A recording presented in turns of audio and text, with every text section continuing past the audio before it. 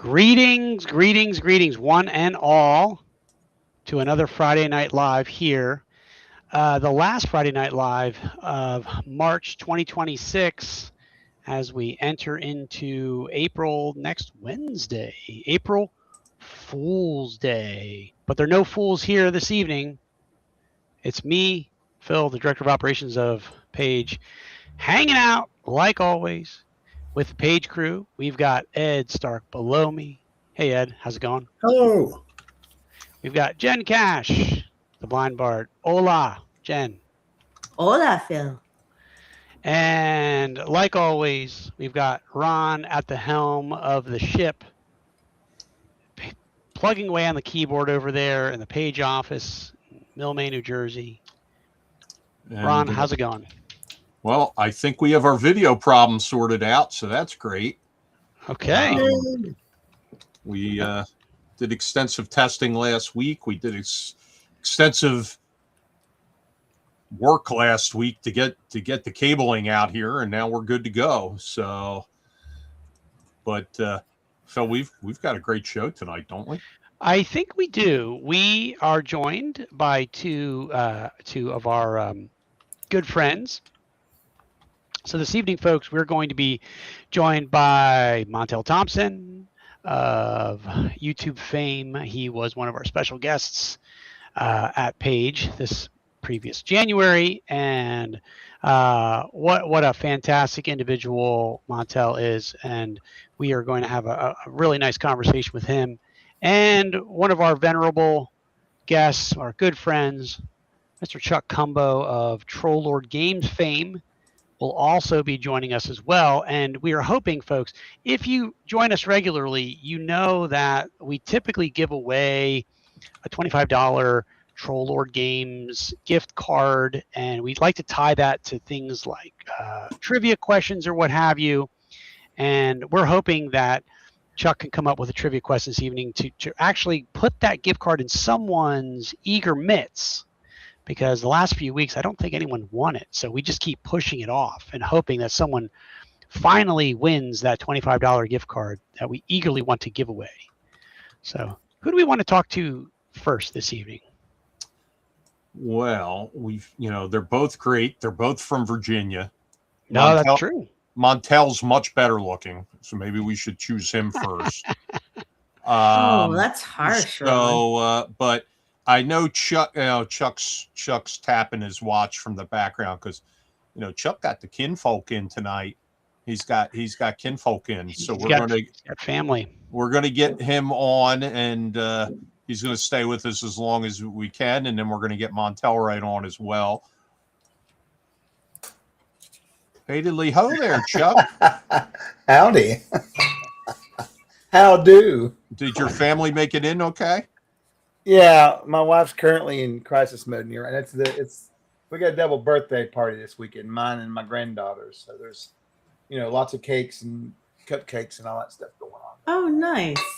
Well, happy birthday. Happy birthday, Chuck. When's your birthday, actually? Is Tuesday. Tuesday, the 31st of March, right at the end. Yep. I was about 4 minutes away from my April Fool's baby. If you can believe that. I believe it. Kind of fits, right? Yeah. So, Chuck, thanks for joining us. We were just chatting just a few short days ago. We really were. You probably saw the look of fear in my eyes the whole time. I ripped my ass off. That was something else. I saw you carrying a big box on Sunday out, and Stephen was behind you, and you had a look of worry and beleaguered. You looked like you had a four-day con under your belt. Yeah, you guys know what that's like. Yeah. So, it was a lot of fun though. I enjoy going to convention stuff. A lot of fun. Yeah, sure. Got to play in the game this year, so that was kind of a rarity for me. Oh, okay. All right. Yeah. I played in one of Jay's games. So fantastic. That was nice. Yeah, it was good. It's a good time. I'm just wore out though. I still haven't recovered. I haven't had a day off. I just came right back and kept working. So Yeah. You guys over there, I think I remember correctly. I could be wrong. Please forgive me if I am. I was talking to Grace at the booth, and the amount of Kickstarters that Troll Lord has been pumping out the last probably 2 or 3 months or so is a lot.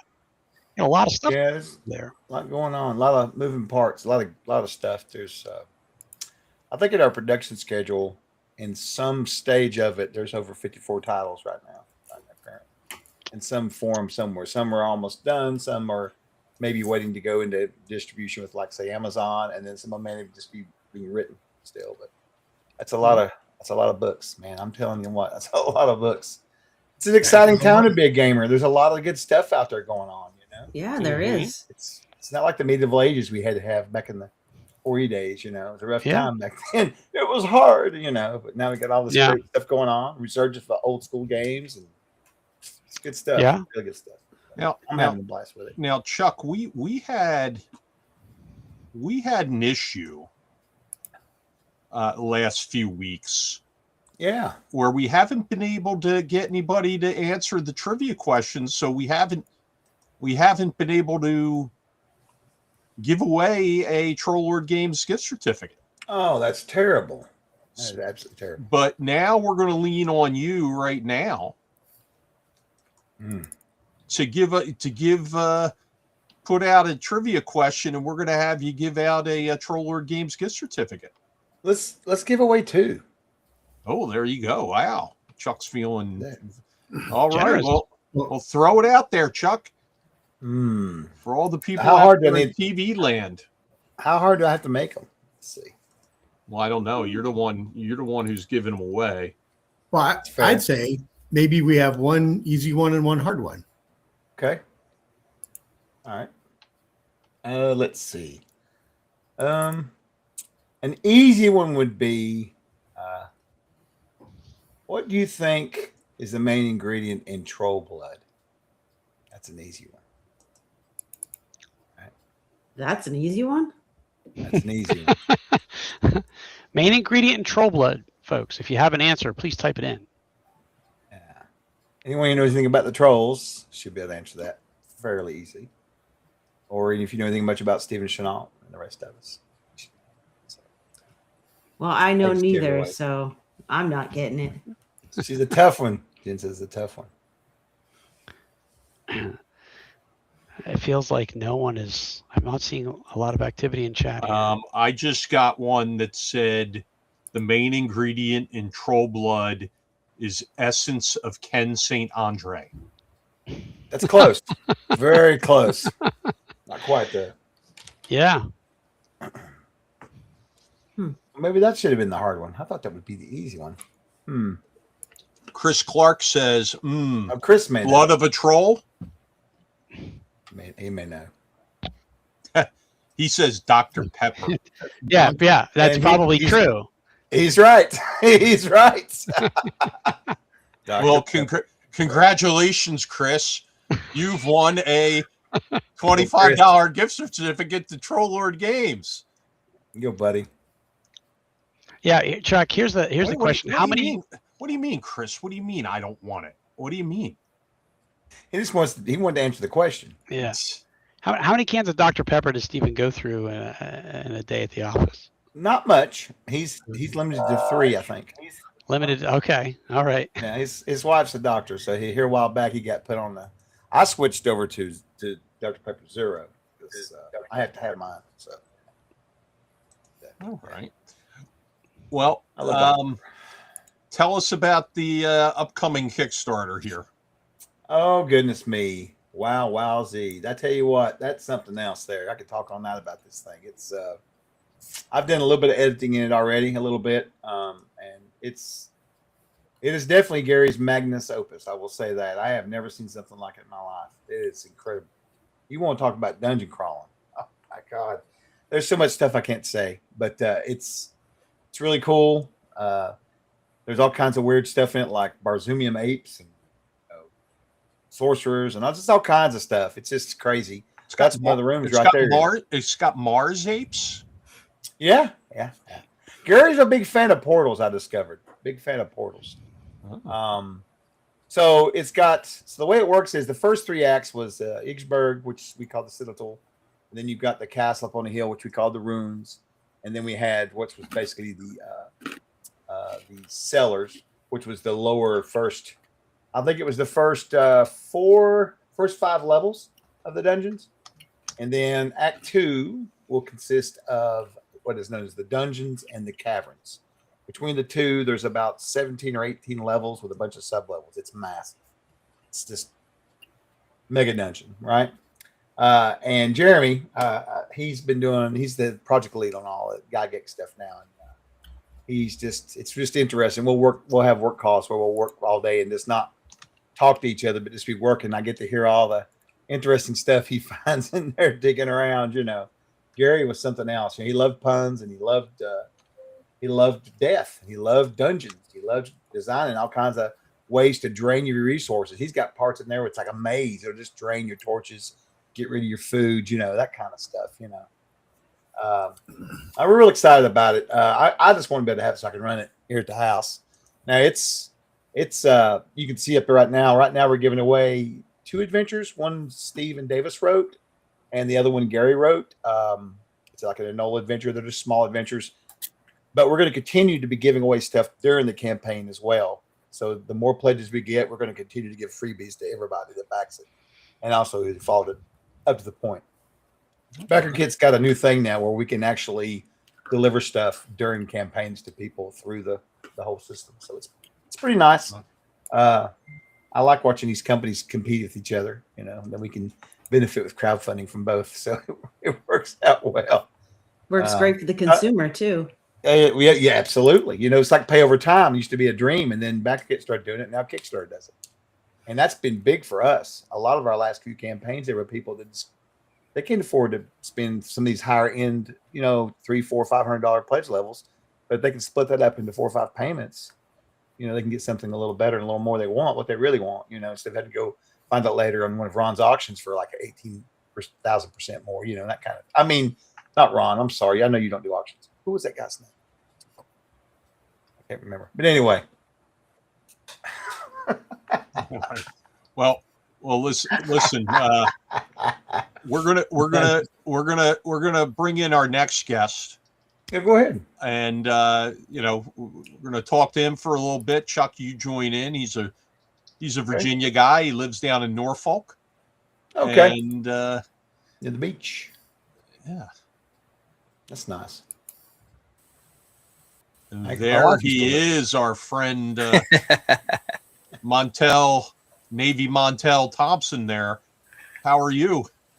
I am good. What is going on, you beautiful gang of nerds? I freaking love this. Oh my gosh. I got to work on my back job. Y'all make me look boring. Good grief. I don't know about that. You definitely bring some life to the program. Yes. That's for sure. Just a little, just a hair, maybe, because I ain't got no hair, so just a hair. Love the bandana. It's funny. I quickly, I travel all over the region for my work, and I was in Norfolk, and I had some time to kill. So what do I do when I've got time to kill? I go to game shops, and there's Montel behind the counter. And I start talking to him about Paige, and he tells me how he has a YouTube channel. And before I even walked out of the place, I said, "You, my friend, we want to bring you in as a guest to our convention in Philadelphia." So it's excellent. Your YouTube channel and your videos are full of positivity and fun and I was very pleased to find out that you were willing to help us out at our Page interview booth next year as one of our interviewers. Absolutely. The honor, first of all, when Ron came in the store, he came in, his eyes just kind of lit up, and I said, "Hey, how you doing? How's it going?" And I think he looked at me like, no one ever really says hi when I walk in these places. I don't know how to feel about this. Only the owners of those shops look at me like that after one transaction. Then the next time I walk in, they're like, hey, how are you? You know, like No, I'm not that type. What's funny is I've worked at that store for 17 years, and I've built different communities and been help build different communities. And the one thing I've always known, what's going on, man? How you doing? The one thing that I've noticed is that these stores are safe havens, but you aren't really greeted. It's almost like they're kind of in their own little island wherever they are in the store. And I said, you know what? No, I was that kid that walked in and felt awkward, so I'm going to greet everybody. And about 90% of the time, it's a shock. But then they see me and see my amazingly friendly beard, and I go, "How you doing, young fella? What can I do for you? Come on. There's no basement here. Come on in." And just do you offer them a Pepperidge Farm cookie right after that? Oh, Lord. I mean, Pepperidge Farm does remember. You Yes. know?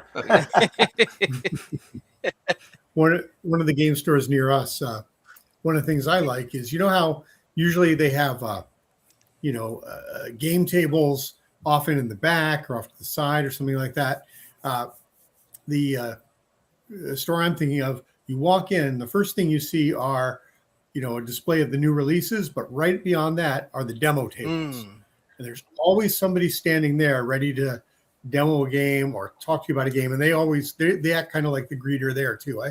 I like it when I come into a store and somebody says hi and asks me if I'm looking for anything. And then, if I say, "Oh, I'm just browsing," they back off, let me go. But quite often I do have a question for them. So, and it's nice to have a bunch of games out that I can say, "Oh, what's this one? Tell me about it. Show me how to play." Well, Ron will definitely tell you how our layout is set. It's pretty much, you can just go in any direction and pick up anything that you're interested in.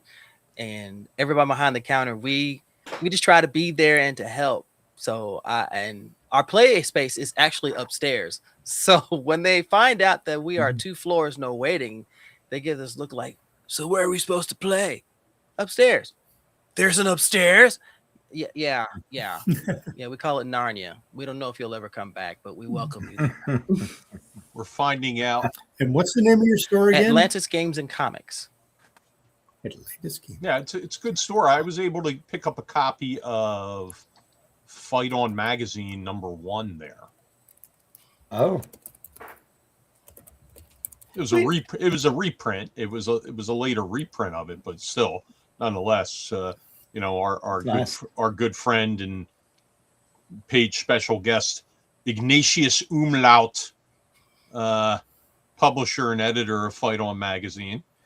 So, the shop is in Norfolk there, Neil. Mm-hmm. There's 2 locations. We have one in Norfolk and we have one in Portsmouth. So, and we also have an online store. So if you're not able to come in, you can just order whatever you want. We'll have it prepped and shipped to you within 2 or 3 hours. We don't play. Yeah. Brian, yes, I did. No need to go there and look for any out of print stuff. It's all gone. it's all gone. He was on a mission, y'all. I was digging through that place. That's good.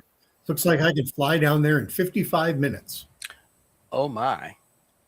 Well, then you come in, you will get the warm greeting I gave to Ron. Now, mind you, I was not expecting him to invite me as a special guest to Page, because I've never been invited to anything like that as long as I've been in the nerd space. So needless to say, I was kind of off put, but I got home that night, sat down, and I've been invited as a special guest at the convention. I did not see that on my bingo card today. Peanut butter and jelly it is. And I just went to the kitchen. And then you went to the webpage. You're like, "Oh wow, look at all these special look at all these other people." It's like, holy crow. So but everyone was so friendly, and it was an amazing experience. Everyone I talked to was really nice. I was introduced to a lot of different vendors and developers and stuff like that. It was just the overall energy that I got a kick out of. Now, mind you, when I walked in there, I wasn't sure. I was going to go step in line like everyone else, say, "Hi, my name is Montel Thompson." As soon as I walked in, "Montel, oh my gosh, we've been waiting for you. How are you? How you doing?" I just kind of sat there, was like, must have been my wife. I believe so. Love her. She is a sweetheart. Oh my gosh, she's so amazing. And just the love that I was getting from everyone. So I spoke highly of Paige, nothing but good things. Chuck, you get a lot of love at Page, don't you? Like, you're like everybody's favorite snuggle buddy, right? No, I do. It's the it's the look to the side that got me though. Honestly, everybody on your team is really friendly and warm. You kind of are a little bit outstanding usually when I'm looking at you. Because when the page is going on, Ron's kind of like, he's got the whole convention running through his bloodstream, and to make sure everything runs smooth. But no, everybody's wonderful up there. It's that's a really nice. I look forward to going up there. It's great. It's just like home. It's like a little reunion every year. You know what I mean, kind of thing. So everybody's just having a good time. Yeah. So Ron's been telling me about some of the plans we have for Paige. What is? I know it's pretty far out, but what's Troll Lord have planned for Paige this year or next year? Well, we'll have hopefully a bigger tournament than we had this year, which turned out pretty well. I hope to see that grow. We've got a couple. I'm hoping we can do some different kind of panels this year. I'm going to talking to Steve about maybe doing something a little different.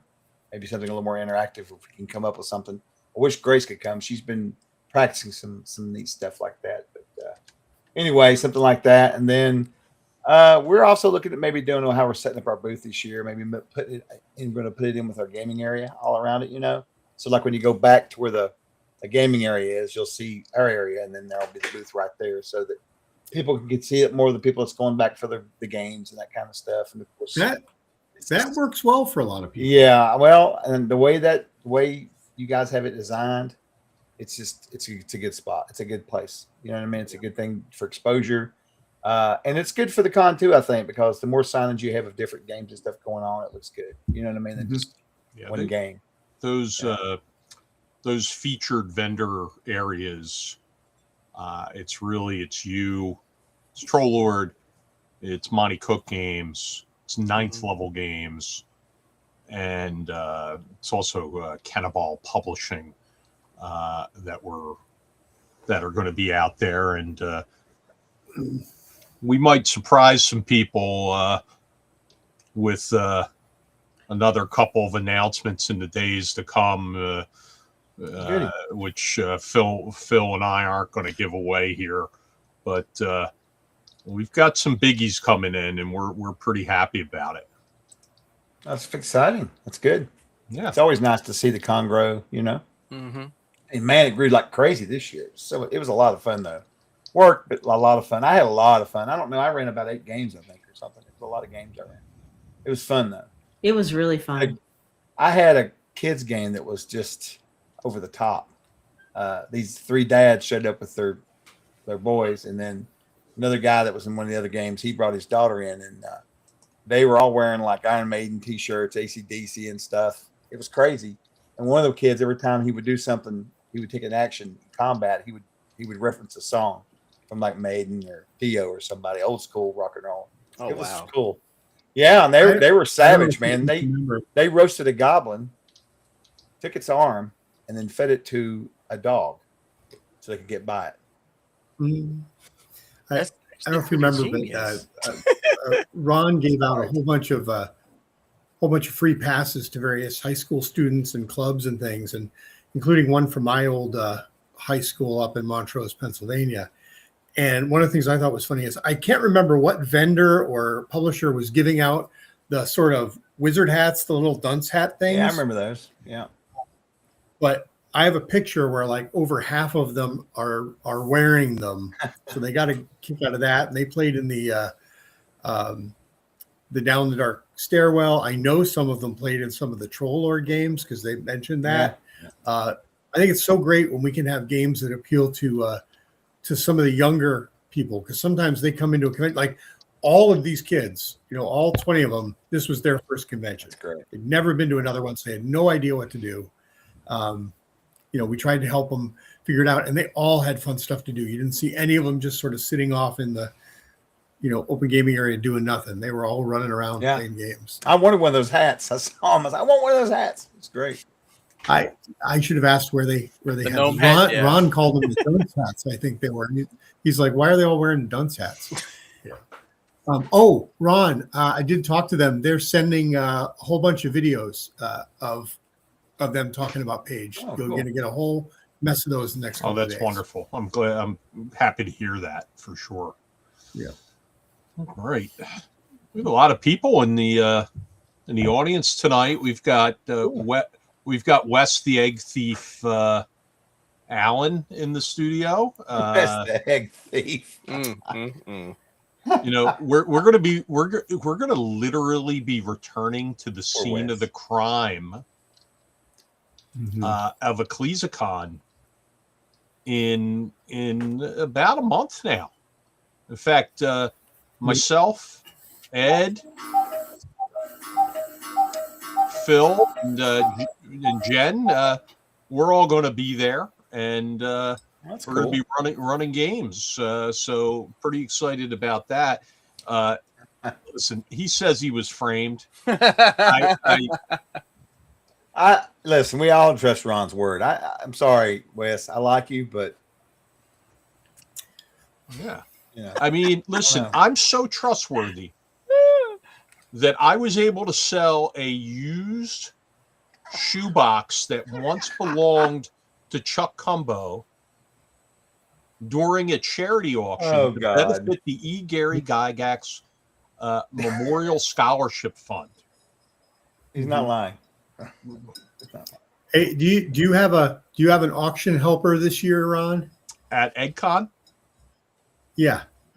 No. At EcclesiaCon. No, nobody in particular, but you know, since you and Phil and Jen are going to be there, we're going to bring Jen out like Vanna White. She's going to. Oh wow! Wait. Did Jen volunteer hilarious. for this? Was this? Did I didn't hear her? Yeah. She was volunteering her services. Listen, when you're I listen, think he as just volunteered me. Montel, as you and Chuck know, when you're brought in as a special guest at a convention, you're at the mercy of the organizer. That's true. So you know, you What get the Brown Betty is going on you, here? What the Apple Pan Dowdy did I sign up for? Oh, goodness. Yeah. Anthony is going under oath. That's the witness. Anthony's the one who found. Simone, he's the witness. Oh wow, He that's really found incredible. the eggs hidden. The eggs were brought for the charity auction at EcclesiaCon. Right. Anthony found them hidden on the second floor of the church where it's held, in Pastor Wes's office on his desk. You've got to be kidding me. See, I thought maybe he was Wesley. boiling them in the baptismal font or something. You know. No. Unbelievable. Yeah. Yeah. So last year I ended up helping out with the auction, and that was very much Ron having to tell me 4 or 5 times, no, that over there, get that. So I'll try and do better this year. You did fine. You did fine, Ed. You did fine. I mean, you know, you put Bill Barsh to shame. So Wow. we do what we Bill's can not do, even and it's for a very good cause. Even if Wes is skimming 30% off the top for the Wes Allen Memorial Fund, you know. All right. So Ed was exhausted and he stepped up. Yes, he did step up. I was fresh because I slept underneath the page booth. That's right. Underneath the tablecloth of the page booth. I took a nap. You took a nap before up the there? auction. I took a. I remember that. Listen, Yeah. I rolled under the table, and the tablecloth was covering me, and I was lapsing in and out of sleep, and I could hear people going, "Hey, where's Ron?" And Joe Pizzaruzzo was like, "I don't know. He was here a minute ago. I don't know where he went." Oh no! Does anybody know where he went? And you know, I was just like, "Oh, don't look under the table. Just let me go back to sleep." Wow. So no one knew you were down there? Only Joe knew I was down. Oh, he knew. Okay. Yeah, only he knew I was down there. Is the And stuff he of didn't say legend. anything. Huh? He didn't say I will anything. say, Montel, if you want to be a guest at another convention, I bet Wes would invite you. Who are you talking to? Montel? Oh, Yeah. yeah. Didn't I say Montel? I'm notorious for saying the wrong names. That's all right. I do it all the time. It was fun. The convention takes place in Wes's church. And it's got the little downstairs area, and the auction was actually in the church, which felt rather fitting. And I got to play the Monty Python game, and I got to run a D&D adventure featuring Phineas Fingers. Ron got to run a memorable Clayarama game. Oh, that's cool. Oh wow. That I'm still shaking from that game. I look, and it's a bunch of like 12-year-old kids, and then a mother is dragging two children over to the game, and she's getting ready to like leave them there, like, oh, I'll come back. Oh no. And I was like, hey, what's your name? And she told me her name. I'm like, sit down. I would have done the same. I was like, thing. sit down, you're playing. Lady, And don't then she leave your proceeded kids. she proceeded to have her claymation gladiator defeat her two children's gladiators. But the best thing about it was the son of one of the Nintendads from YouTube. He was playing in a game, and his dad was over at the Nintendads booth. And every time something negative happened to him, he would run over to his dad's table and tell him I was cheating. You were getting called out. I wasn't playing. I was just a referee. You were on the take. That's what. Yes, I was on the take. Conclusion he came to. You were on the take there, Ron. Hey, I got a question for Ed. What was that the Monty Python game like? I backed it. I've got it, but I haven't opened any of it up. I was just wondering. So it's very interesting. Rather than playing like in the Holy Grail or something like that, you are playing Monty Python sketch performers on cinematic adventures trying to get your show made. So you are playing various characters, but the idea is to achieve like certain goals, and it's very weird. It's really strange. I am glad we had an experienced game master running it because it was very fun. Oh, there are lots of fun little props and things with it. Yeah, there's coconuts. There's coconuts for making. Those are fun. Horses. You've got to be willing to do improv comedy. that sounds like a lot of fun. I can't. Well, I have to bust it out. The more you just get into it and be silly, the better. Okay. Oh, that's cool. I was wondering about it. That was interesting. Okay. Implementing a dead parrot and crunchy frog into it, I think that would be really interesting. Yeah. Oh, that's what I got to do. Is if I get to play in another game, I'll have to print out a 3D printed parrot that I can hang on the Polly parrot, hello. Sorry, flashbacks. Sorry. No worries. You know what? Wes says, by all means, Montel is most welcome to come and hang out at Ecclesia. There you go. So, I would love to. I'm not going to lie. I'm trying to get into more conventions because I've been doing the standard ones for a while. So I try to delve into more of outside of my comfort zone as far as, because I go to comic conventions primarily. So going to gaming conventions like PAX Unplugged and Gen Con, that's always my vibe. But there's something about Page that's way more personal, that feels more intimate. And that's the vibe that I like, because I never want to go to a convention or let anyone go where you feel like you're in a rush to do something. Playing a game feels like work, then it's not playing a game. You're just fulfilling, you're just taking a place at a table.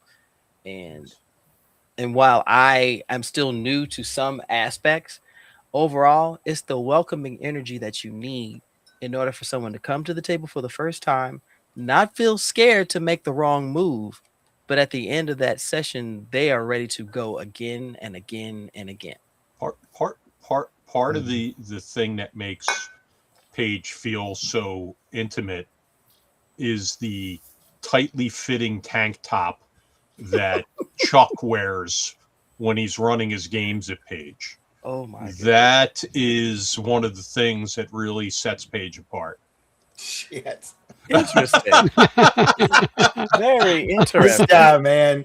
This guy's unbelievable. Wow. Hey, think about what it's going to be like at concoction in the middle of Oh summer. my God. You know, Chuck in his tank top Oh, in the yeah. winter. Does he wear anything in the summer? Just a Speedo. I am maybe. officially terrified. Thank you very much. I'm as terrified as anyone is right now. Because you notice what Ron's just grinning. He's up to some shit. Look at him. He's trying to look like he's busy, but really he's like, let me find These it. are the moments when Hey, when let me I just see. think of Jen and What kind else of can an I angel comment she is. on? Okay, that right there. We'll talk about A that. lot of- I have a potential special guest for Paige who's sending me his long list of demands. It's multiple paragraphs.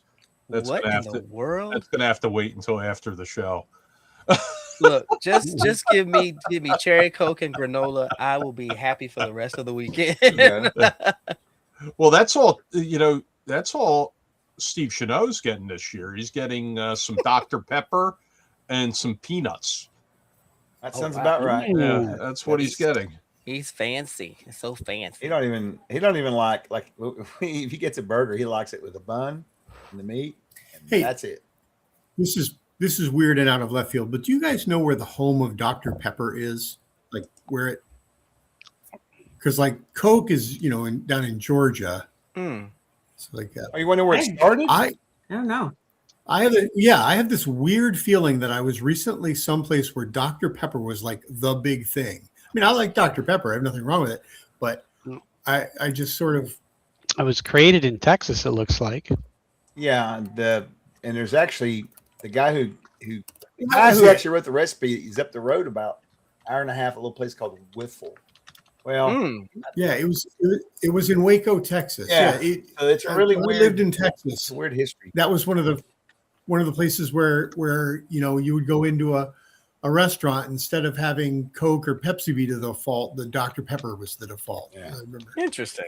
It is where I discovered that I think of all the diet Soft drinks, Diet Dr. Pepper tastes the most like regular Dr. Pepper of any of them. I just drink zero drinks Cool. now. I can't stand diet anymore. I That's a- can't. Well, you know what I mean. Like the no sugar oh yeah, thing. it's crazy now. You The can no get some sugar Dr. Pepper tastes very to me just like regular. Just give me cheer wine and I'll clean your house. Okay, Ron's good. Just give me cheer wine. With the cheer wine. Yeah, I will do cheer wine. It's like, oh, this cheer wine is Oh, fantastic. Galaxy Oh, just joined the. don't touch my So bottle. living in Baltimore for the last 15 years, I've still never had cheer wine. I'm gonna have to try it sometime. Just I good. think you will be pleasantly surprised by it. I think you I will. wish they had that in zero. I'd be buying it. So our friend Chris Clark from Inner City Game Designs says of Chuck Cumbow, that's true, Ron. In a word, he's a beefcake. Yes, I swear to God. Chuck, they love you, man. They love you. Oh yeah, They they love love you. to beat on me. Hey, Montel and Chuck, let me ask you, did you guys see the news today? Oh shit! I haven't Oh, seen here the we news in go. years. Again, I tried to I'll be right avoid it back. because I want to keep my beard. Oh, okay. Yeah, I don't. Is there news? Did you see that Henry Winkler got arrested? No. No, but I can see that Phil's rubbing his He- forehead he- like he oh, was- shit. He was arrested for being the mastermind in a financial scheme. You gotta be kidding me! What happened? The FBI are calling it a Fonzie scheme. Wow, that is something else. Ladies and gentlemen, we have I would tell you to come leave, but you're running the stream. You can't leave. We're trapped here with you. We're trapped. Ladies and gentlemen, we have come to the end of our broadcast. Look at us- day. Thank you Yes, so much I for know, joining right? us. Look at the And remember, smile. the Look at farm this report will smile. be on at 6 a.m. tomorrow morning. Take care. Look at the smile on Jen's face. That's only the sixth time you've used that. Yeah, but every time the Holy smile shit. gets bigger, but It's either the God. joke or how many glasses of clear alcohol are you in tonight before the program? I had one earlier. That's it. Okay. She's taking it easy tonight. No Yeah, shit. always. That's exactly right, Minecrafter's crib. Somebody needs a refund for that joke. Yeah, right. Chris Clark said, "Did I just hear a large male cow squat?"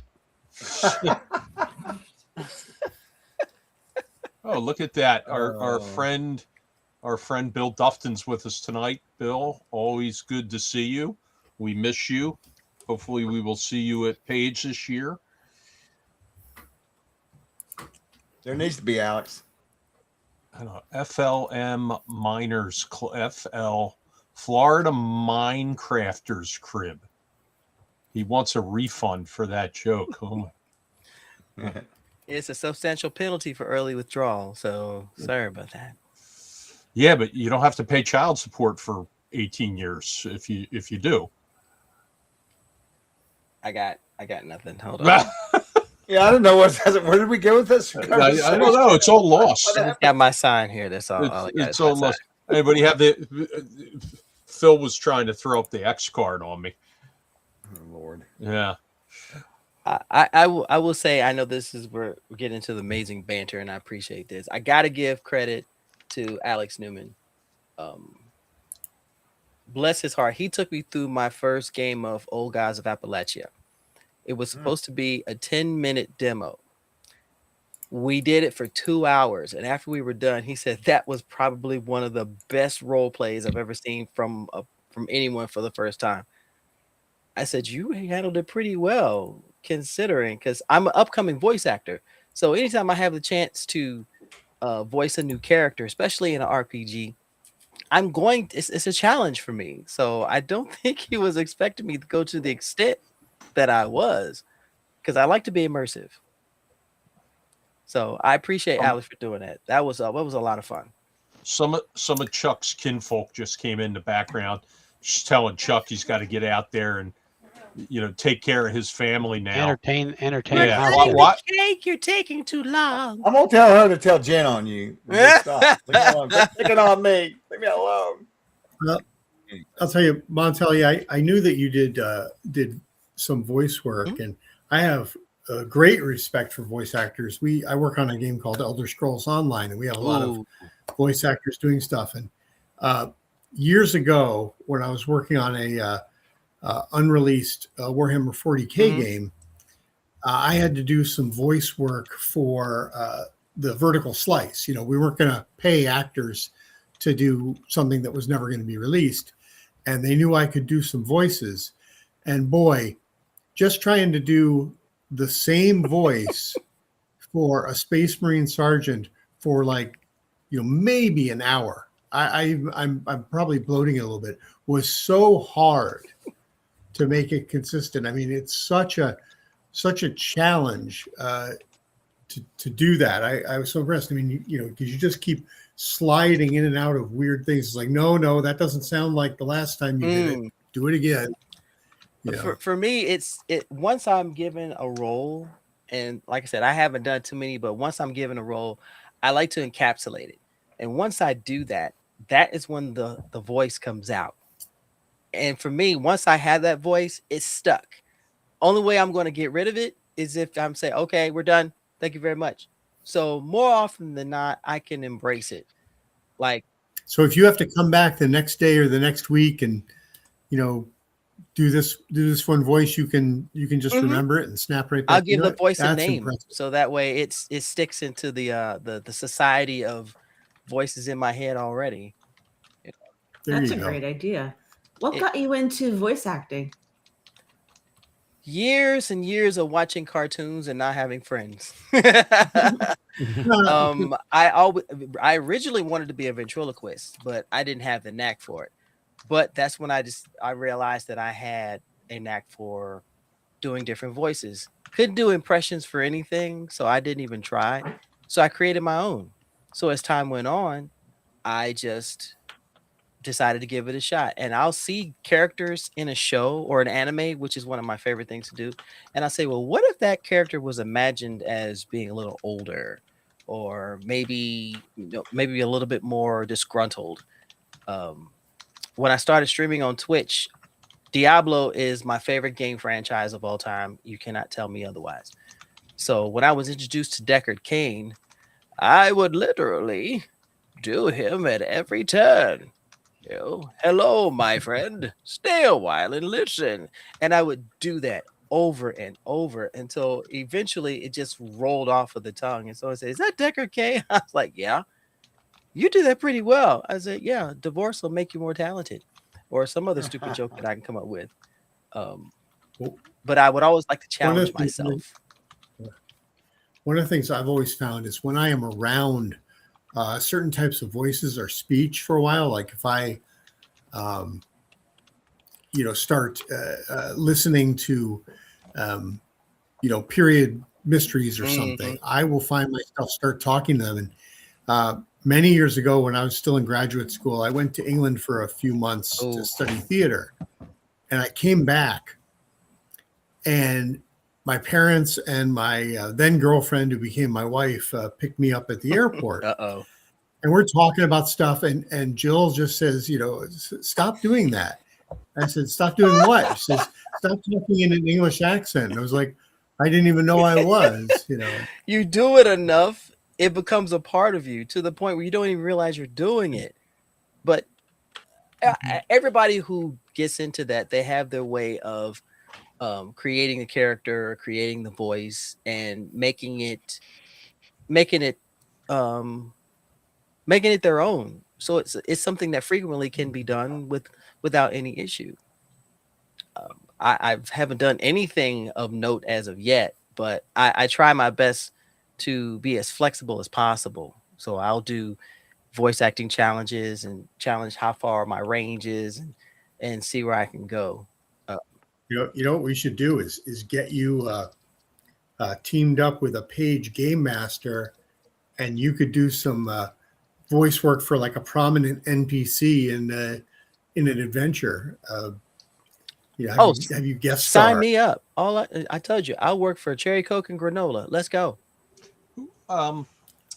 We actually have a one of our guests is a voice actor, Trevor Duvall, right? Phil, isn't that what his primary vocation is? I mean, he's written himself an RPG, which is by all appearances is doing extremely well, but his claim to fame is being a voice actor. Yeah, many credits does he have. You're talking like Yoda. Many credits does he have? Yes. Guys, it's that voice acting. Yeah. Again. Yes, he does have many. Speaking of voice acting, not that I am a voice actor, but when I was in college at parties in the 90s, I do a really good Hank Hill. And like hours into the party, I would bust out the Hank Hill voice, and oh my goodness, I do it in the corner when people were, I'm like, oh, and people were looking around, like thinking that, Mike Judge was at the party or something. I respect it. Now, Bobby. Well, God damn it, Ron! What the hell? Okay, I'm with it.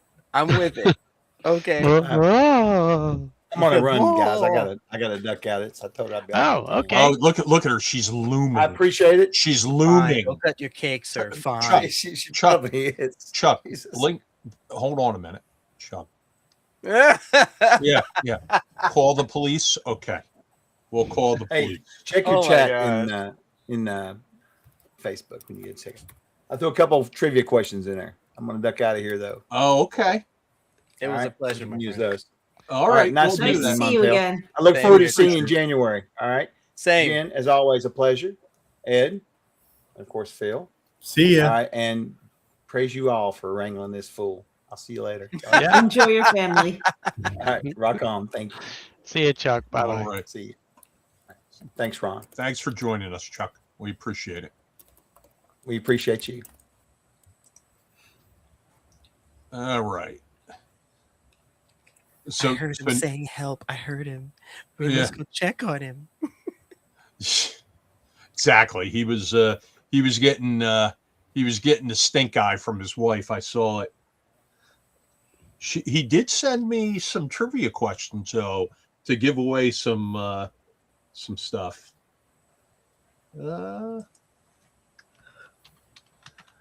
So Montel, do you know that we have on Wednesday this year or next year at Page Wednesday night, all the special guests, staff, volunteers, and our top badge holder levels are invited to a big screen theater showing of Conan the Barbarian across the street from the convention center at the movie theater there. The original Conan? Yes. Oh, let's go. Okay. And then, of course, on Thursday, we have our staff and special guest cheesesteak dinner. Yes. Yes, that was amazing. I'm not going to lie. It was a lot of fun. And that's where we announce our Lifetime Achievement Award winner now as well. And last year, of course, that was Bob Watts of Grenadier Citadel, Ralpartha fame there. I hope we can get some of our cosplayers to dress up as Conan type characters. The type of body I have, that's not going to happen. It's. What are you talking about? You can, it's all acting. We'll put you into Grace Jones' role. Well, you could also be like false Grace Jones' role from the Conan the Destroyer. What are you talking about? Give you a staff, and we'll put a little foxtail on the back of your belt. And, sir, that will never happen. That will never happen. I appreciate the suggestion. However, I don't see that endeavor ever coming about. Oh boy. But wow. The convention as a whole, I really enjoyed the vibe. I was able to actually see some people that I've heard of before and make a lot of new friends. So that was incredible. But I think it was the wonder and just seeing everyone vibe so well. And it was a peaceful thing. I've been to conventions where it's been so chaotic. It's unbelievable that they're still doing a whole weekend. And every time I would go back to my hotel room, I just sit there and it's like, wow, I'm looking forward to seeing what tomorrow brings. Yeah. Yeah. There's something interesting here. I'm not sure what Jen Glazer is suggesting I'm doing here. Ron said he would cosplay this coming year. Oh, okay. Okay. All right, Ron. Let's see what you got. So Neil says he bought the new Conan RPG, which I'm a huge fan of, from Monolith Games. And now would be as good a time as any to make a quick special announcement right after this brief intermission.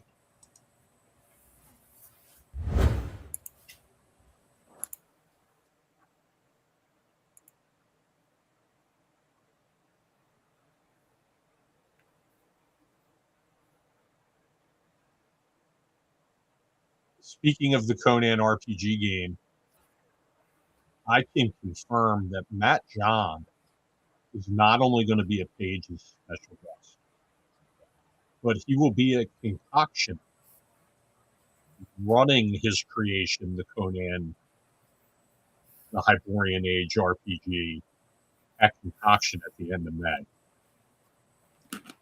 So that's huge. News there for Conan RPG fans, but Matt's interesting not only has he been involved with the Conan board games that have been out there, and he's worked in some form or another on all three of the recent iterations of the Conan role-playing game, whether it was Mongoose's version or Modiphius's, and now he's the lead for Monolith.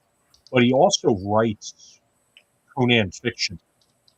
Of course, it's all fiction, but he writes Conan stories, and he's very well thought of in that massive Conan the Barbarian community. So,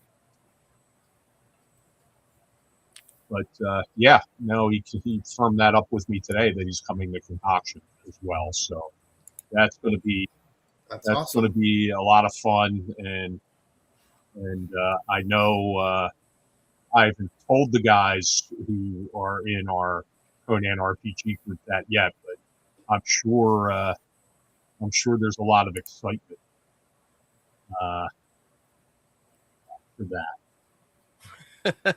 So much for keeping Concoction just a small regional convention. Well, listen, it's gotten bigger than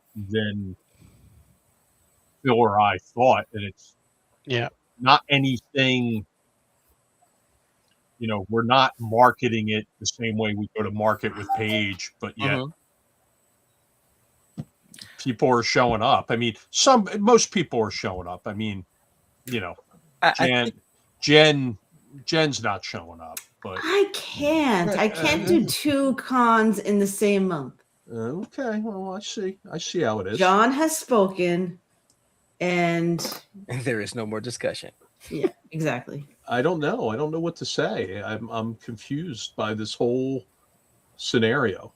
Well, if I didn't have a child graduating from high school, your priorities are all messed up. We already talked about. Here we go again. Here we go. Okay. We already talked. Maybe next year. Next year, Ron. What do you mean maybe? What are you talking about? That's not. Well, I'm already going to Page. Okay. And I committed to EcclesiaCon before I knew about yours. Well, it was supposed to be in June. Yeah, that's what got me. So when is this? When is it now? In May? May. Oh, like Memorial Day weekend, right? No, the week before. Week before Memorial. So I will say what Ron is saying. Someone's got their priorities all screwed up. Yeah, that's exactly right. If this wasn't a PG show, I would say somebody's priorities are all up. Yeah. We know what that means. Yeah. Oh my goodness. Yeah. So, do we want to do our second trivia question yet? We can do another trivia question. Sure. Let's see what Chuck has. Let's see what Chuck left behind. Like,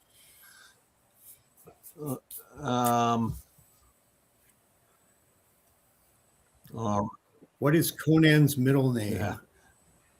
Oh, well, he's got something interesting. So, of course, people know I wrote an adventure called Tomb of the Ancient Moor King, which has a Castles and Crusades version as part of its Kickstarter, which Chuck had a hand in helping get that produced. But what magic item in Tomb of the Ancient Moor King can be worn? There's only one correct answer to this.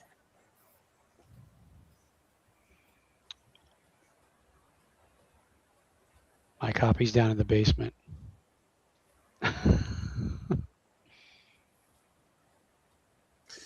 Anybody in the crowd?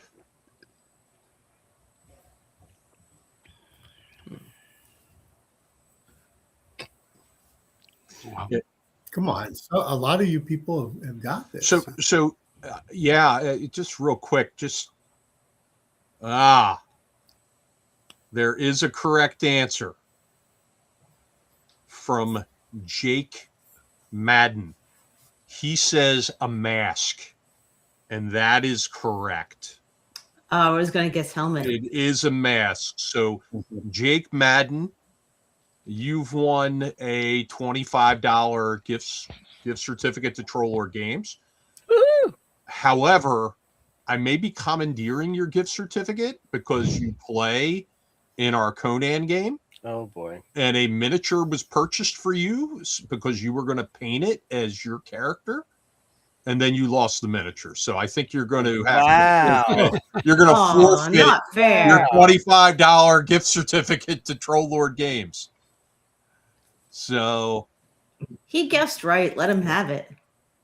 no, we let him have it every week for forgetting his character sheets or forgetting his pencils or forgetting, So David Johnson talks about something interesting here in the chat, just running to the chat. Hey, Ed, Yeah. I got to play the spiritual successor to Birthright at GaryCon. Baron Durop is working on a domain level play rule set. I saw that. I was actually playing a game right near that as it was going on. It was interesting to listen in. Is it true, Phil? Yes. Since you were there for that play test. I was at the play Is test. it true that Jamie Lawrence is going to be listed as the head play tester for that system? I don't think that's true. No. But he was there play testing it, right? Jamie was there as well. Yes. So he was there play testing it. I just want to confirm. He was. Yep. Okay. Yep. It was actually it was me, Luke Hart from DM Lair, one of our special guests as well. Baron was running it. Betty Tatum from Free League was there. DJ David Johnson, who's in the chat, he was there. And Christian, his buddy, Christian from Chicago, was there. And I don't think I've forgotten anyone else, but it was good. It was interesting. A little rough, need some polishing, but interesting. Oh, and Matt Archibald, of course, because it was his room. We were playing in Matt Archibald's room. Matt Archibald, of course, good friend of mine. Occasionally plays in our game group here at home. So that's really great. Yeah, I feel bad. I was signed up for Matt's On Guard game, and I was just finishing. I was just finishing Sick of Switch. I was running Sick of Switch out there at GaryCon, and I couldn't make it work. So I had to go visit his table and said I have to drop out, unfortunately. Believe me, you're not the first person at a convention who's had to drop out of his On Guard game. But the thing the first time he's heard that.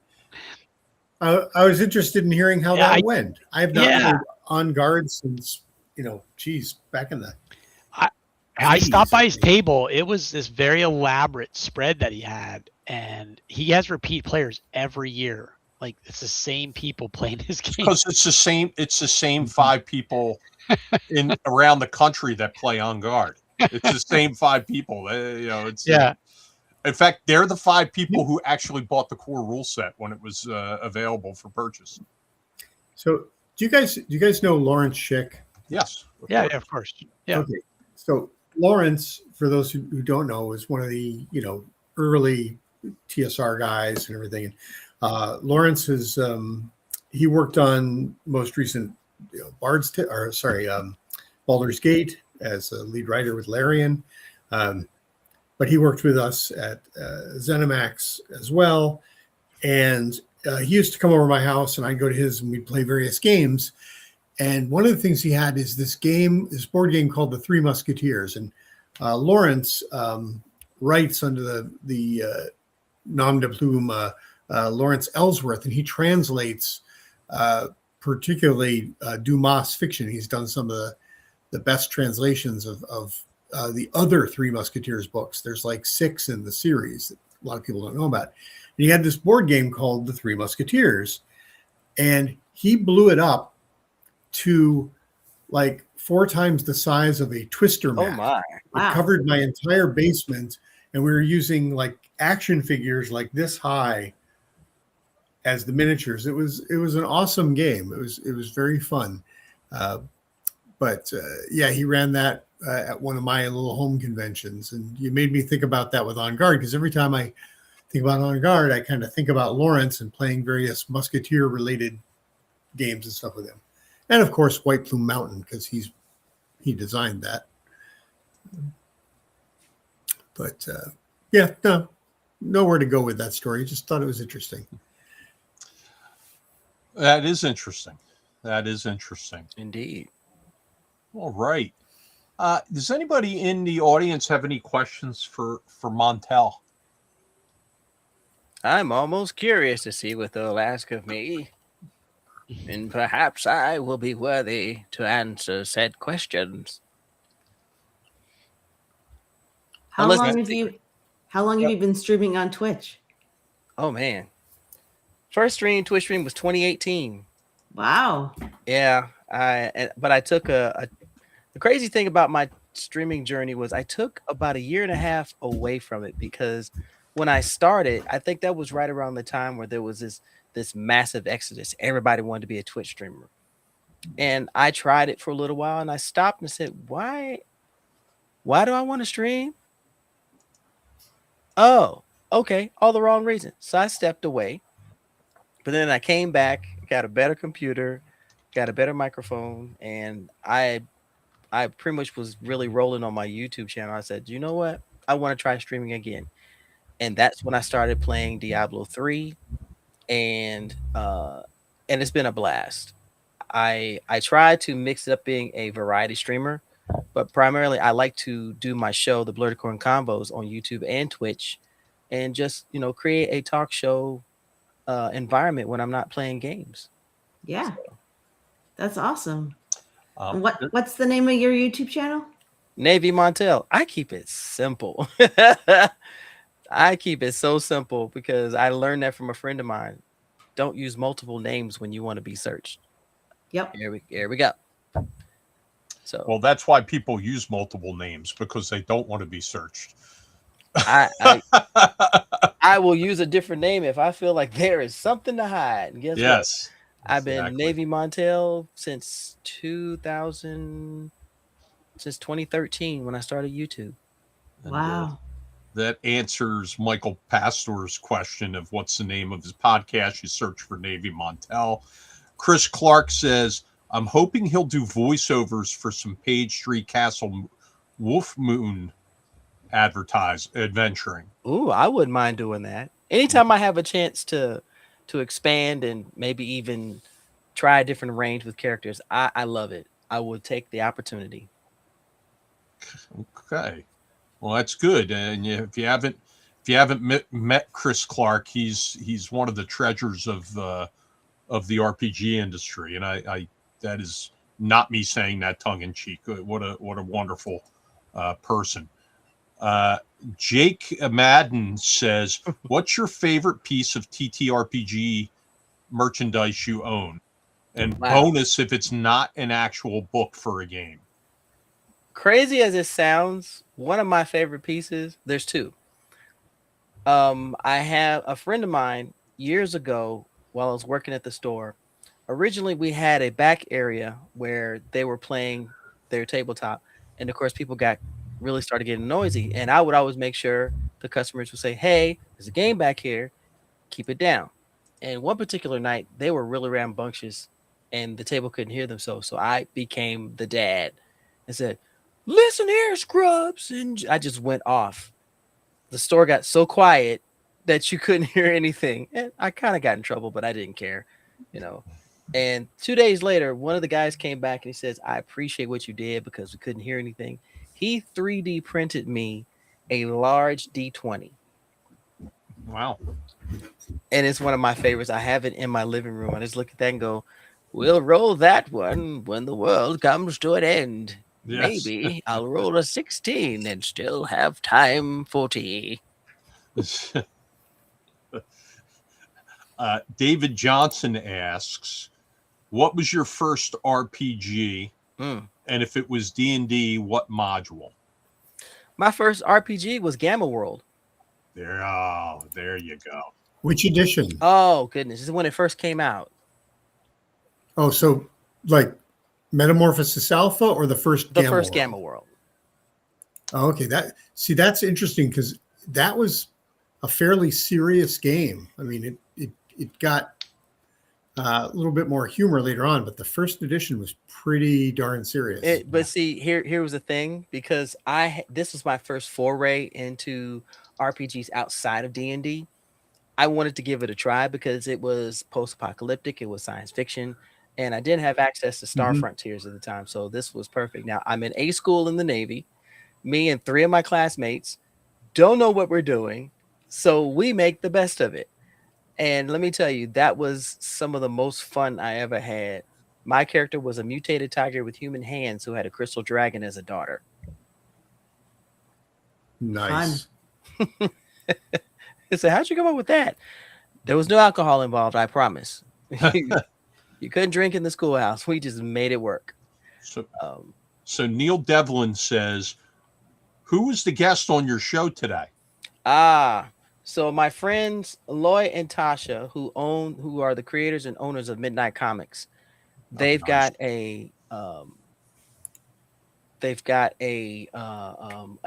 going on for a compendium of their 5-year journey of their comics, and I wanted to help support them so we could get more people to contribute to the Kickstarter and to expose the company and for what they do. And I've known them for years, but anytime someone has a venture like that, I want to bring them on. So any type of creators of color, especially Black creators, I'm bringing them on so we can get their shine and they can get their exposure, and people can support whatever they're doing.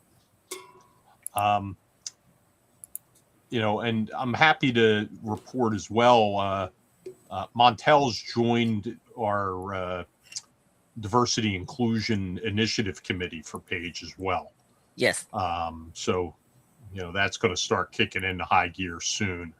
David Johnson says he just subscribed. Thank you, David. I appreciate it.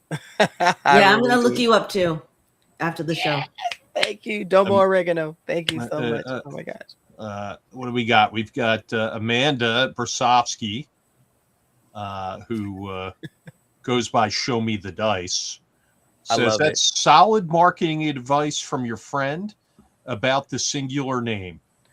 It really benefited me because when we sat down and we talked, and he said, "How's everything going with your streaming?" I said, "It seems to be okay, but I'm not getting enough traction."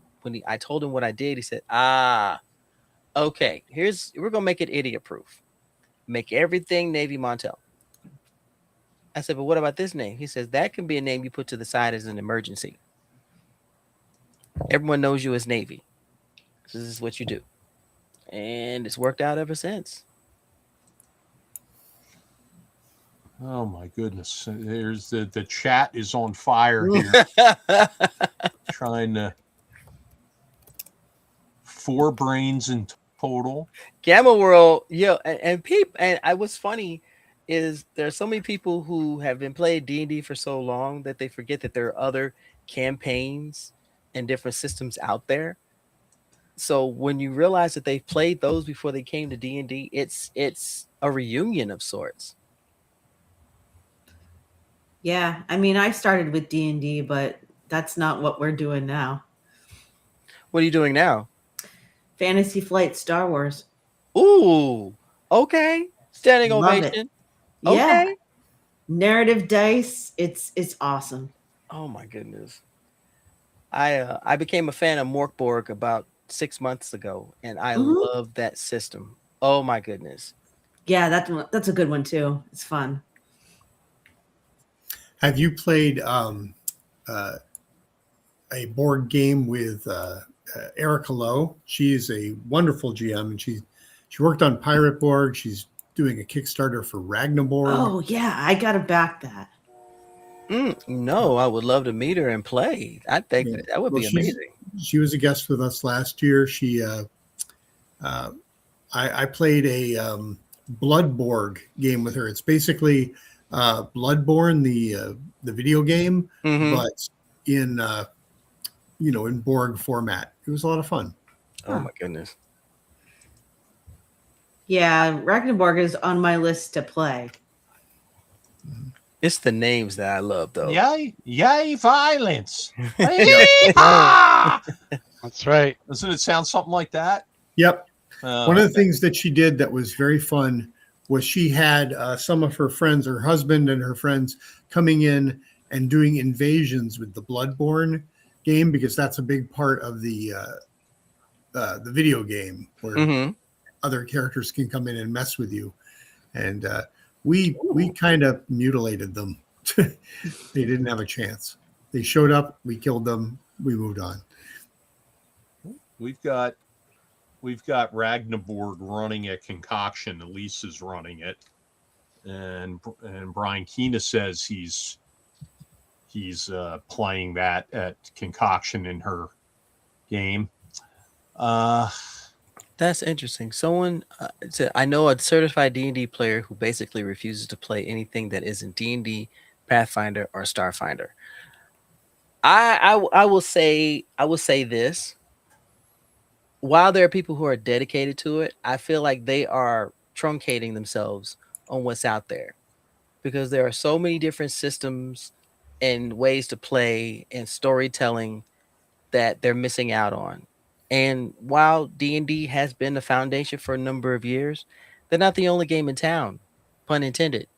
I think you should branch out and spread out and see what's out there until you find the one that resonates with your spirit and your dice, because Lord knows your dice can really determine which way it goes.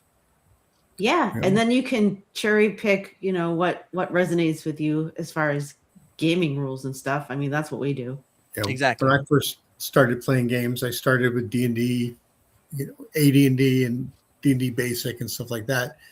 But yeah, we, especially during the 80s, we started playing everything from Village of Vigilantes, Champions, Gamma World, Twilight 2000, MERP, Rollmaster, all this other stuff. And it was always fun to bounce around. And I think one of the things when I was working at Wizards that we saw was one of the reasons the D20 license was done was we wanted people who were nervous about branching out into systems to be able to have something they could always come back to. But we always found that it wasn't necessarily important that people were playing a particular game, as that they were playing a game at all. Mhm. Players who Exactly. drop out of the hobby are less likely to get back. Players who shift into other games, they'll probably circle back around and play, whatever game they started with at some point, and that's great. Jake, people- are these role-playing games you're referring to here, are these metaphors for something else? No, I've heard of Traveler. No, I'm talking about Jake. I tried to get him to do this and he wouldn't do that. I tried to get him to play Chubbow's Marvelous Wishing Grant. No. No, Chubbos is an actual system.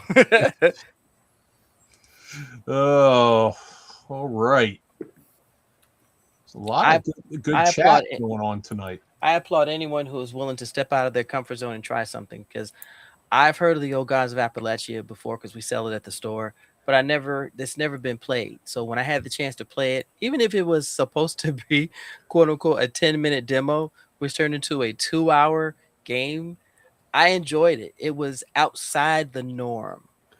And Yeah, that's how you know it's good. Agreed. And you want to come back and play it again. Right. It definitely challenged my ability to portray characters. There's a lot of talk about Rollmaster in the chat and various things. And Glenn Finney says he read through Rollmaster, but he never played.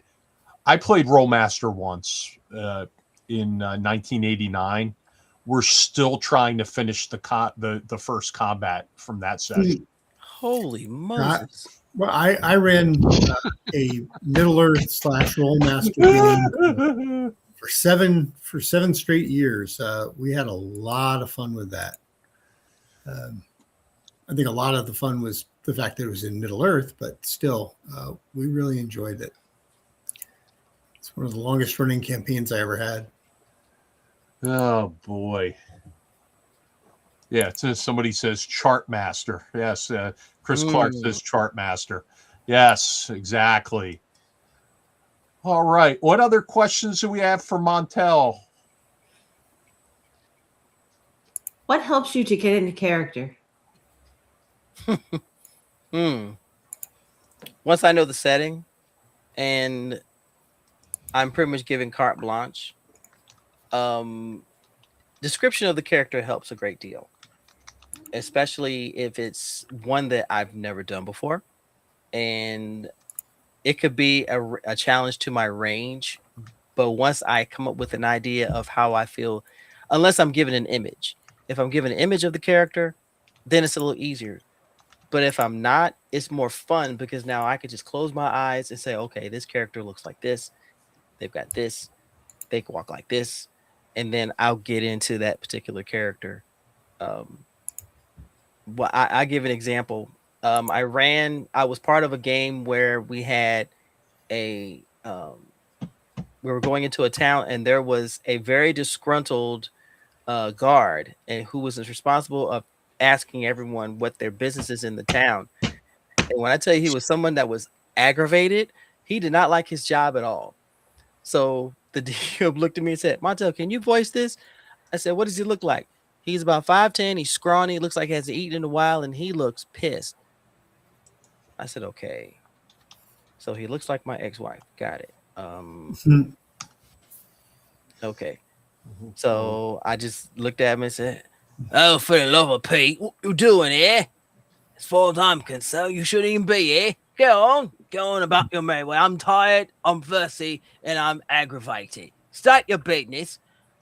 And he said, holy cow. I don't know who this holy is, but I just have fun just coming up with that. Look at the kitty. That's awesome.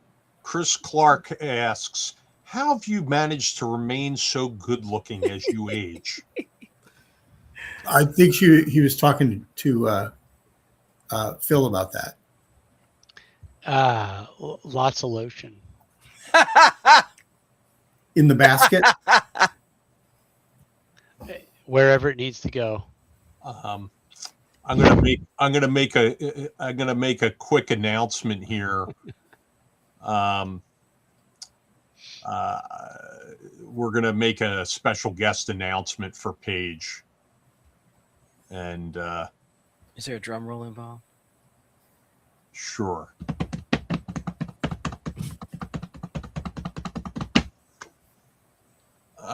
Steve Sullivan, longtime TSR alum, will be with us at Page in January. Ed, I know you know Steve pretty well. Really? Yeah, correct. I'm very pleased and surprised. Steve does not travel a lot. That is a big deal. Yeah. It was a long negotiation. He didn't want to fly. So he didn't want to fly. So he's going to be driving. Is he going to drive out with Harold? No, he's driving with his wife. Oh, okay. Well, she's very nice as well. I see them a couple times a year at various conventions out in the Midwest. That's great to hear. He is a terrific guy and will be a terrific guest. Yeah. What are some products that folks would know that Steve contributed to?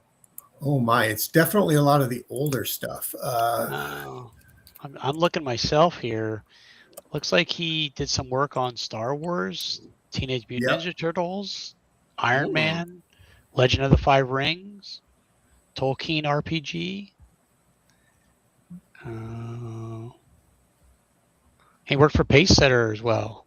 Yeah. Well, so Pacesetter was formed by a lot of the sort of ex-TSR guys at one point. But yeah, he did. So one of the notable things that he worked on was Galaxy Guide 4. That was the Alien Races book. That was one of our most popular Galaxy Guides. He worked with Bill Slavicsek on that. Bill basically had to name all of the aliens that appeared in the cantina. What are you doing? Wes Allen says every Page special guest gets a complimentary basket of Phil's skincare routine. Phil, Okay. you are just getting it from all over the place, man. Listen, Yo. listen. When Wes Allen's laying the wood to you, Phil. Yeah, it's true.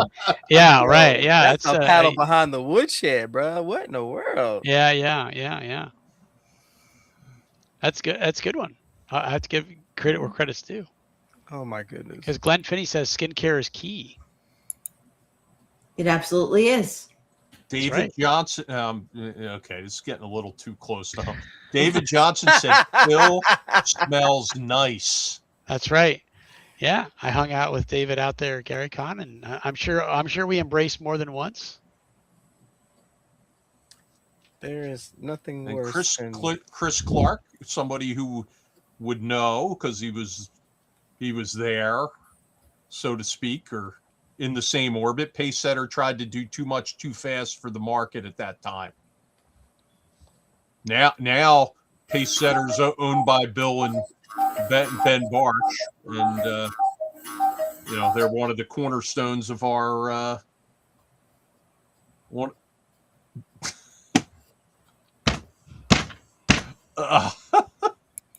So Jake can confirm that Phil smells nice. We have confirmation. Okay, I don't know. What is happening, Phil? What are you doing at these conventions? I don't know. It must be my natural pheromones. Just Sir, are you bringing cocoa butter to the conventions? That's probably what it is.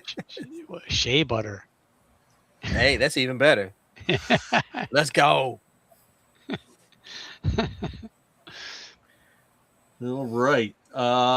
Jen, what is that brown liqueur that you have in that glass that you've been consuming? She's getting all she gets sloppy on here every week. No, that's not true. It's maple bourbon. Oh, that sounds amazing. It is. Okay. It's very good. I've had peanut butter whiskey before, and yeah, that was incredible. Why don't you bring some of that to EcclesiaCon, and we'll all get tanked up in the church during the convention. I don't think Wes would like that. What? Jesus was good with wine. Why can't we have maple bourbon there? Wow. What? What did I say? Ron, have you been? I don't know. We had Jameson once, and we read the riot act. Did you? Hey, were you read it? I apologize. Write it. I have to run. It's 11 o'clock. I start to turn into a pumpkin, but actually I have to contact one of my folks on the West Coast. Okay. But it was so great to see everybody. And Montel, thanks for being on. And I will talk to you all again soon. Good to see you. Take it easy, man. Bye-bye.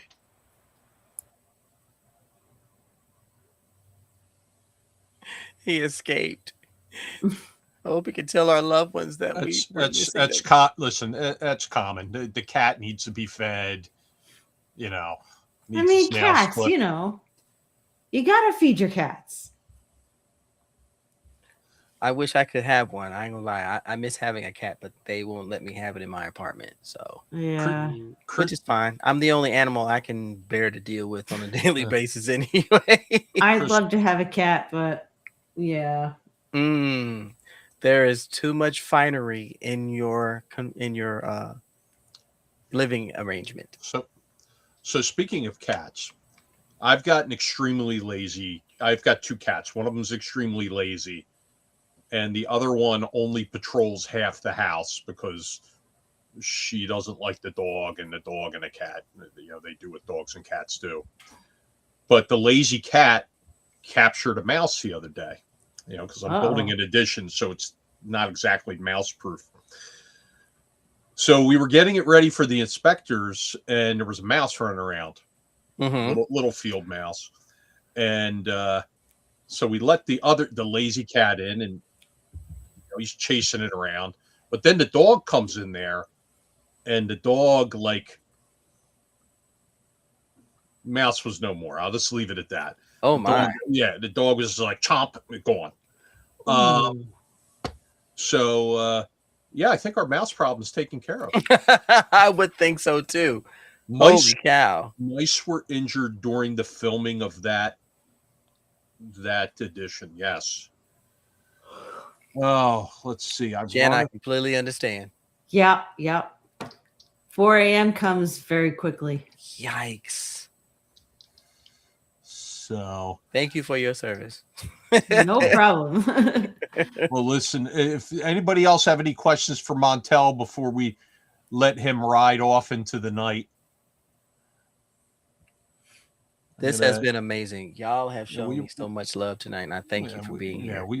Listen, we appreciate you, and we're happy you're part of the Page family, and really getting even more involved this year, and it's good for the convention, and it's good for the convention's community, and it's wonderful. All right. We're gonna take this. This is going to be his last. There's going to be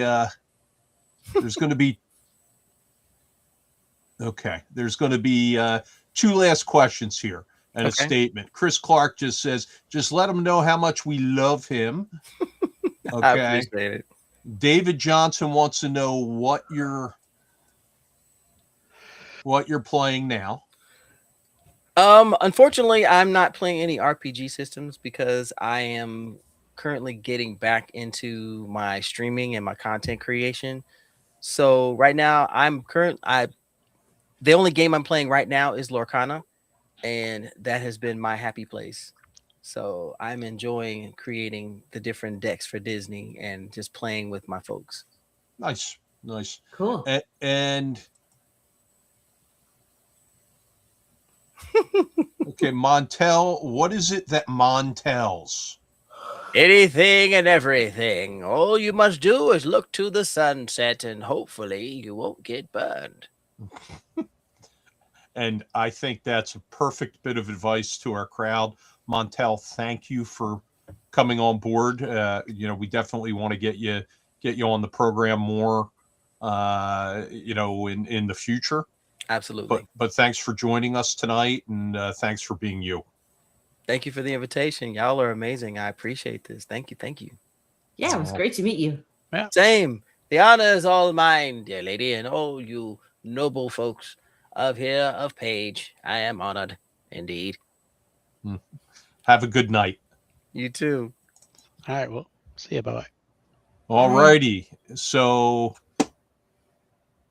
what do we have?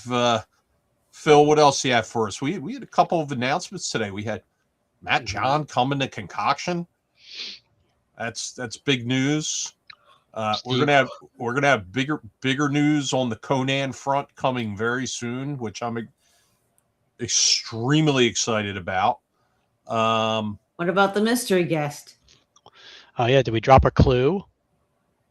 We can drop a clue since we're talking about the mystery guest. Okay. And there she is. We know she's a female, and we know she has over 1 million YouTube followers. And I can confirm that she has briefly collaborated with Ed Greenwood in the past. That's your clue. That's your clue, folks. A brief collaboration with Ed Greenwood. I'm stumped. Yeah. I don't even know exactly which collaboration you're talking about, but apparently you don't. You don't. I had to do some deep research here, Phil, on this clue. Goodness. All right. Bill Dufton's asking, is she from California? No, she is not. No.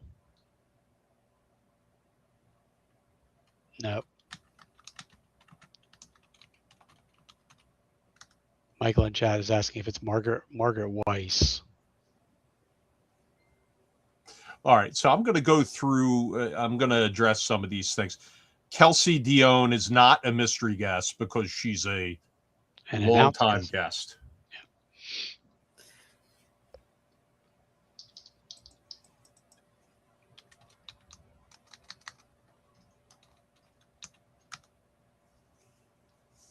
And Michael in chat's asking if it's Margaret Weiss.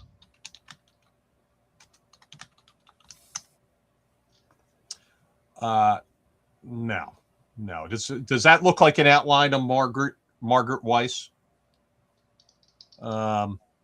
Somebody's asking if it's Jen Glazer.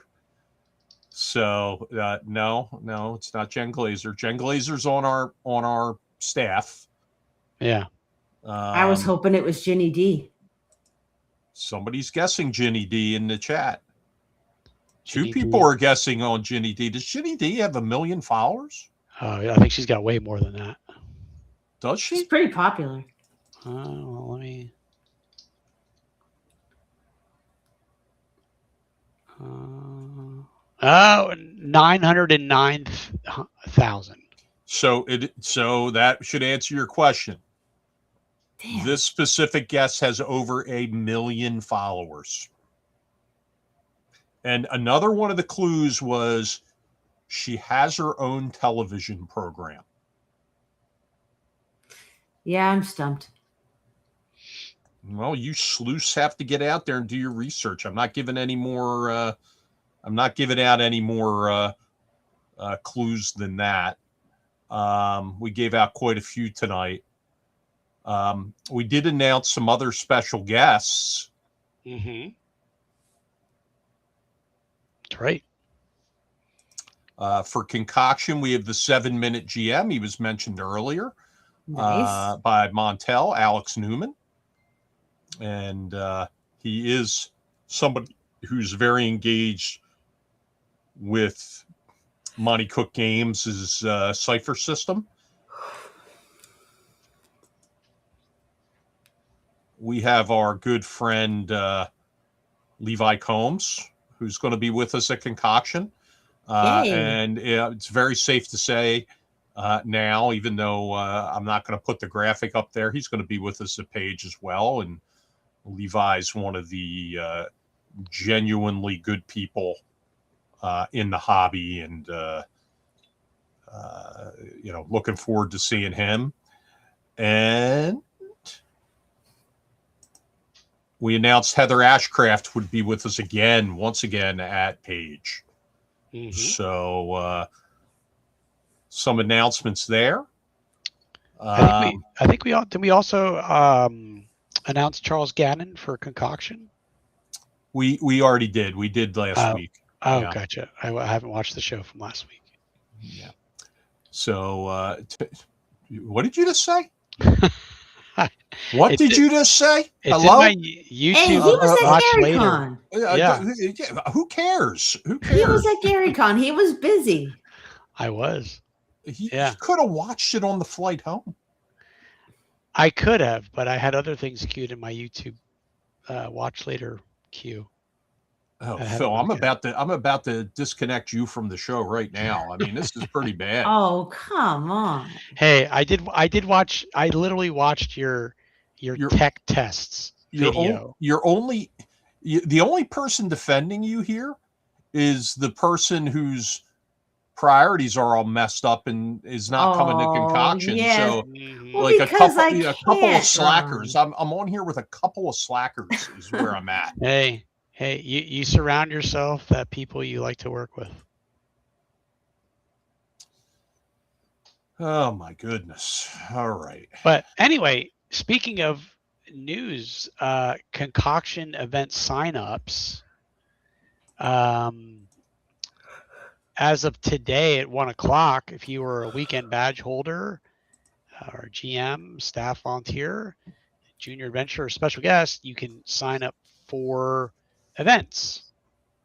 So if you fall into that category, or if you would like to fall into that category and haven't gotten a badge yet, you know what you need to do. And if you hold any other badge type that I didn't mention, the VIGs and top supporters, they've already been able to pick up their events, but all of the badge types will be next Friday, April 3rd. So we are adding events. We haven't closed the door on that yet. So if you have already picked, you may want to go back in there and take another look because there are things that are being added. So it's shaping up to be a really good time. Concoction T-shirts have also been announced, and you can pre-order Concoction T-shirts. I haven't checked. Can you do that through the TTE site? Is our merch available? Yeah, yeah, that's where they're pre-ordered. Yes. Okay. So get your merch. Hit the attend tab, get merch, hit that, and that's where you'll see the T-shirt. It's literally the only piece of merch right now that we're selling on TTE. So there's a lot of discussion in the chat, real quick, not to cut you off, that perhaps the mystery guest is Deborah Ann Wall. I don't know. What do we think? Does this look the same? I mean, it's a possibility. I mean, the two. I mean, I would say it's a possibility. The silhouette there. Yeah, I can confirm that while Deborah Ann Wall is not off the table as a page guest, the mystery guest is not Deborah Ann Wall. How's that sound? Yeah, the specific mystery guest we're talking about right now, that is not Deborah.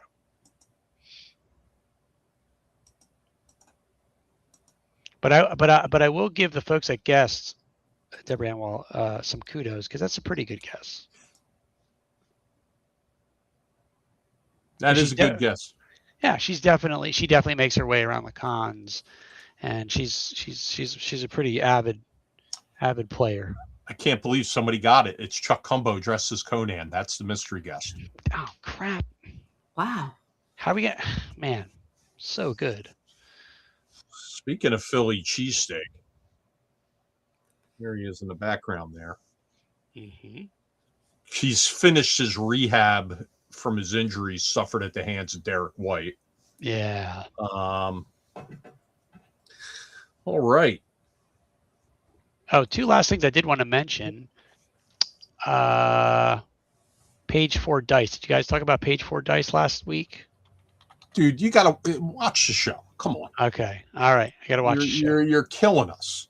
He was busy. Give it to him, Jen. He's ill prepared. He was at Con. He was doing recon. It's been a week. It's been a week. No. Yeah. No. Stop making excuses. He's got other things going on, just like the rest. He's a teacher. He's got nothing going on. Yeah. Nothing. I don't do anything all day. I sit at my desk. No lesson plans or anything. I sit at my desk and take naps. Kids teach themselves. They play with their iPads. Let's be real. Yeah. Anyway, that's all I have because it sounds like everything was covered. You were ill prepared. Ill prepared. Oh, I'll have to self-flagellate with a wet noodle later. All right. Well, it seems like it might be it. I think that's everything for tonight.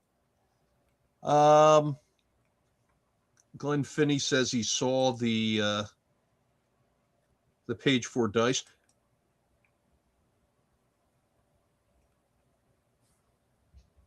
Brian Keena is retired Wonder Woman returning to page 4. Yes, she is. Yes. Yeah, that was a great addition. I interacted with her for a little bit, and I appreciate that style of humor. Is it Angelina Bamonji? Bamonji. Is that a type of rice? Basmati. Yeah. Okay. Yeah. No. Yeah. Listen, I have no idea who that is, so it's definitely not that person. Okay. What else do we have? That's it. We're going to let the crowd go off into the night tonight. Float off into the night. That's right. Sounds Jen, what do you have for us to take us on out? Okay. Well, it's been great being with you all tonight, and we will see you next week, same time, same place. Oh, who are our guests next week? Our guests next, ill prepared again, Phil. Yeah. Ill prepared.